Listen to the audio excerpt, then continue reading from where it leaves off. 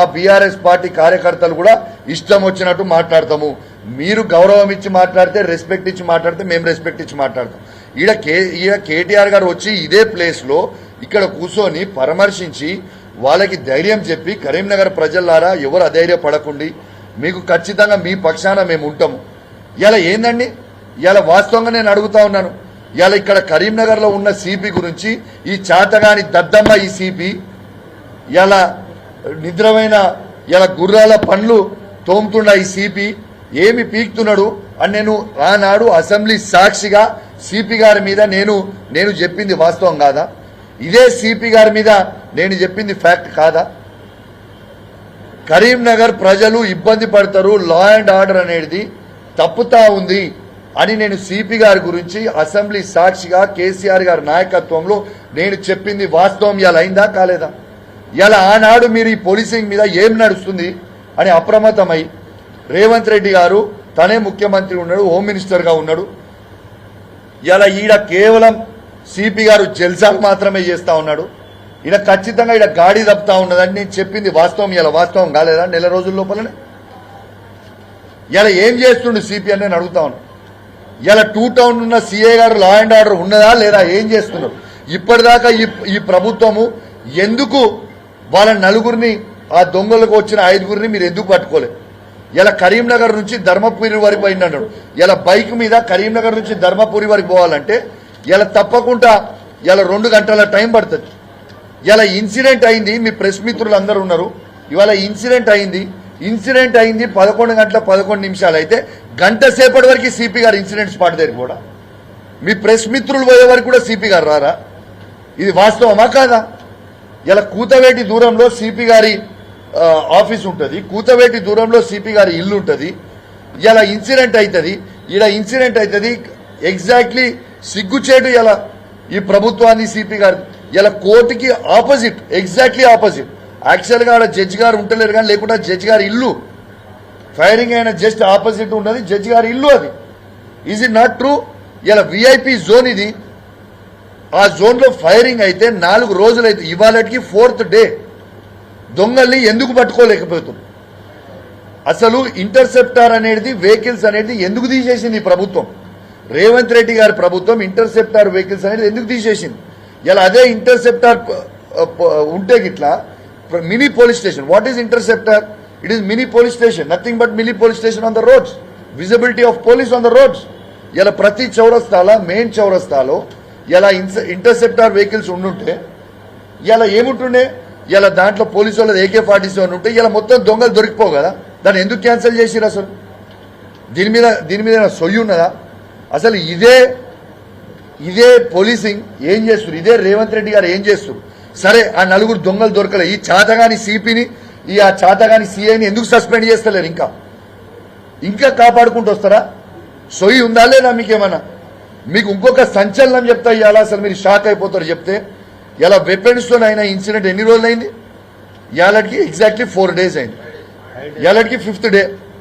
మీకు ఇంకొక సంచలనమైన విషయం చెప్తా, ఇది రాసుకోండి. ఇప్పుడు ఇంకొక చాలా పెద్ద సంచలనం, దయచేసి ఇది అందరూ కూడా మళ్ళా రాయాలి. ఇలా అలుగునూరు చౌరస్తాలో ఈ ఫార్చునర్ వెహికల్ యూపీ బండి UP 16 BC 2900. ఈ ఫార్చునర్ ఒక ప్రముఖ న్యాయవాది హైకోర్టులో పనిచేసే న్యాయవాది ఖాళీద్ అనే న్యాయవాదిని 5వ తారీఖున సాయంత్రము 6 నుంచి 7 గంటల మధ్యలో అలుగునూరు చౌరస్తాలో 4 దుండగులు యూపీ బండిలో వచ్చి వెపన్ను పెట్టి ఆ న్యాయవాదిని హత్య చేసే ప్రయత్నం చేసిండ్రు. అలుగునూరు చౌరస్తాలో ఏమి నడుస్తుంది? ఏంది ఇది అసలు? ఇది 5th రోజు. ఇగోండి, ఈ బండి నంబర్ కూడా ఇచ్చినాము. ఈ బండి నంబర్లో మీకు చెప్పిన ఈ బండి నంబర్ యూపీది అనేది ఇది పోలీస్ యాప్లోనే. ఆ రోజు ఈ హైకోర్టు న్యాయవాది ఖాళీద్ అనే హైకోర్టు న్యాయవాది ఈయన పోయి పిటిషన్ ఇస్తే ఈ బండి నంబర్ డీటెయిల్స్ తీసుకొని తీస్తే యూపీకి సంబంధించిన బండి ఎటు పోతుంది లా అండ్ ఆర్డర్ అని మేము అడుగుతా ఉన్నాము. ఇగోండి, ఇదే రిసీవ్డ్ కాపీ, ఇదే ఆ రోజు పోలీస్ స్టేషన్లో ఇచ్చిన రిసీవ్డ్ కాపీ. అసలు లా అండ్ ఆర్డర్ కరీంనగర్ జిల్లాలో ఉందా లేదా అని నేను అడుగుతా ఉన్నాను. దీంతో పాటు ఆ పిటిషనర్ హైకోర్టు న్యాయవాది ఇక్కడ ఆయన పని చేసుకొని ఏదో పనికి వచ్చిండు కోర్టులో వాదన చేసుకొని పోతున్న సందర్భంలో అలుగునూరు చౌరస్తా దగ్గర వెపన్స్ పెట్టి బెదిరిస్తే తను పిటిషన్ లో వెపన్స్ తోని బెదిరించిరు అని పిటిషన్ ఇస్తే ఇదే పోలీసు వాళ్ళు ఆ హైకోర్టు న్యాయవాది మీద ప్రెషర్ పెట్టి ఇదే పోలీసు వాళ్ళందరూ అది సిపి కావచ్చు అక్కడ స్థానికంగా ఉన్న పోలీసు వాళ్ళు ప్రెషర్ పెట్టి మీరు వెపన్స్ అనే వర్డ్ అనేది మీరు దయచేసి యూజ్ చేయొద్దు, ఈ వెపన్స్ వర్డ్ అనేది మీరు యూజ్ చేస్తే మీ పిటిషన్ తీసుకోము అని వారిని బెదిరిస్తే వారు పిటిషన్ ఇచ్చిపోయిన తర్వాత ఇలా హైకోర్టు న్యాయవాది ఇలా హైకోర్టులో వేసిండు. ఏమనేసిండు? నేను ఈ పిటిషన్ నన్ను వెపన్స్ తో బెదిరించిర్రు అనేది నేను పిటిషన్ ఇస్తే పోలీసు వాళ్ళు నన్ను ఇయ్యనియలేదు అని ఇలా హైకోర్టులో పిటిషన్ వేసిండు ఆ న్యాయవాది.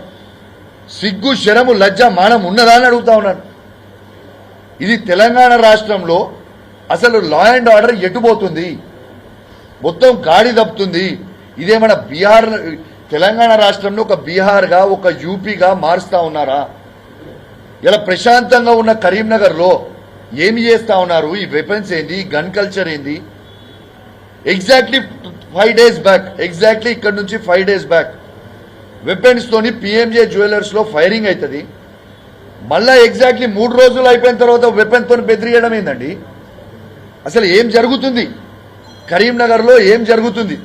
ఈ యూపీఓలు వచ్చుడేంది, బీఆర్ఓలు వచ్చుడేంది, వెపన్లు పెట్టుడేంది, డైరెక్ట్ గా బెదిరియడం ఏంటిది? దానికి పోలీసు ఏమైనా గడ్డి బీక్తుందా అని మేము అడుగుతా ఉన్నాం. ఇంకా కూడా రేవంత్ రెడ్డి గారు కావచ్చు, బండి సంజయ్ గారు కావచ్చు, కేంద్ర హోంమంత్రి అయిన బండి సంజయ్ గారు కావచ్చు, రాష్ట్రంలో హోంమంత్రి అయిన రేవంత్ రెడ్డి గారు, ముఖ్యమంత్రి రేవంత్ రెడ్డి గారు కావచ్చు, ఏమి పీకుతున్నారు? గడ్డి పీకుతున్నారా మీరని మేము అడుగుతా ఉన్నాం. గుర్రాల పళ్ళు దోముతున్నారా అని అడుగుతా ఉన్నాం. ఏం నడుస్తుంది కరీంనగర్? అసలు నాకు చాలా షాకింగ్ గా ఉన్నది, నిజంగా భయంగా ఉంది. ఏం పోతుంది, ఎటు పోతుంది, అసలు మన లా అండ్ ఆర్డర్ అనేది ఎటు పోతుంది? దీని మీద మాట్లాడండి.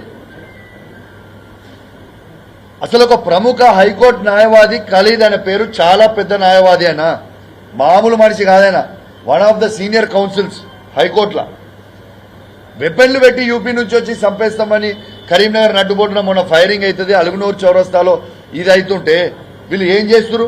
మరి ఇది అయిన ఇన్సిడెంట్ ని ఇప్పటిదాకా సిపి గారు ప్రెస్ మీట్ పెట్టి ఎందుకో చెప్పలేదు? నేను ఇవాళ ఖచ్చితంగా మా కేసీఆర్ గారి నాయకత్వంలో బీఆర్ఎస్ పార్టీ పక్షాన్ని డిమాండ్ చేస్తా ఉన్నాను. ఆ దొంగల్ని ఇప్పటిదాకా ఎందుకు పట్టుకోలేదు అని మేము అడుగుతా ఉన్నాం.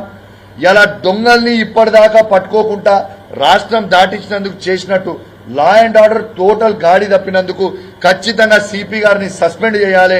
ఇలా కరీంనగర్ 2 టౌన్ సిఏ గారిని సస్పెండ్ చేయాలి. వెంటనే కొత్త ఆఫీసర్లను ఇక్కడ నియమించాలి. ఖచ్చితంగా ఈ దొంగల్ని పట్టుకోవాలి. వీళ్ళతోని కాదు, నేను చెప్తున్నాను, వీళ్ళతోని కాదు. మీరేదో కౌశిక్ రెడ్డి క్రెడిట్ వస్తుంది, బీఆర్ఎస్ పార్టీ క్రెడిట్ వస్తుంది. అరే క్రెడిట్ నాకు వద్దా అని క్రెడిట్ మీరే తీసుకోండి.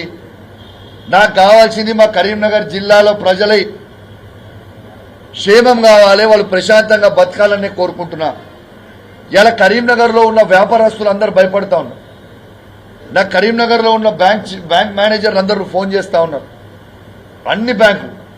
సార్ మాకు చాలా భయం అవుతుంది, మా బ్యాంకులో క్యాష్ ఉంటుంది, ఇట్లా ఉంటే పరిస్థితి మేము కరీంనగర్ లో ఎట్లా బతకాలి అని భయపడతా ఉన్నారు బ్యాంక్ మేనేజర్. చాలా మంది వ్యాపారస్తులు మాట్లాడుతూ ఉన్నారు నాకు, సార్ లా అండ్ ఆర్డర్ మొత్తం గాలి తప్పిపోయింది, నిజంగా మేము వ్యాపారం చేయాలంటే మాకు భయం అవుతా ఉంది, మేము ఎట్లా కరీంనగర్ పట్టణంలో వ్యాపారం చేయాలి ఎట్లా అని భయపడుతున్నాం. ఇలా కరీంనగర్ పట్టణంలో ఉన్న ప్రజలు, ఇలా కరీంనగర్ జిల్లాలో ఉన్న ప్రజలు అసలు ఇళ్ల నుంచి వాళ్ళ ఉన్న చిన్న చిన్న జ్యువెలరీయో క్యాషో చిన్నపాటు క్యాష్ మధ్య తరగతి వాళ్ళు పెట్టుకోనికి సార్ మాకు చాలా భయంగా ఉంది, మేము ఏం చేయాలనో అర్థమై